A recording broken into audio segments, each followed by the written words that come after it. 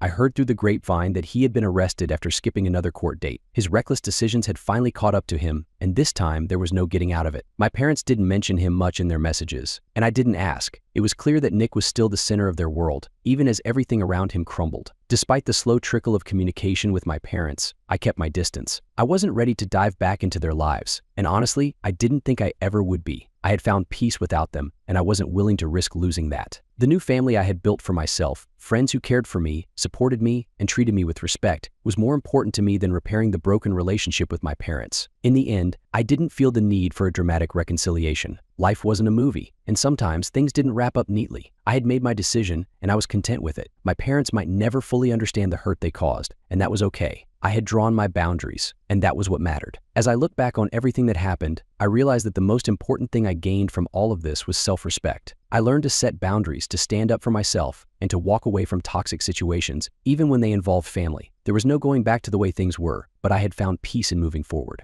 Family isn't always about blood. It's about the people who show up for you, who respect you, and who are there when it matters most. I found my family in the people around me, and that's more than enough. In the end, the consequences of unchecked favoritism had torn my family apart. But from the ruins of that old life, I built something stronger, something better, and that's all I ever needed.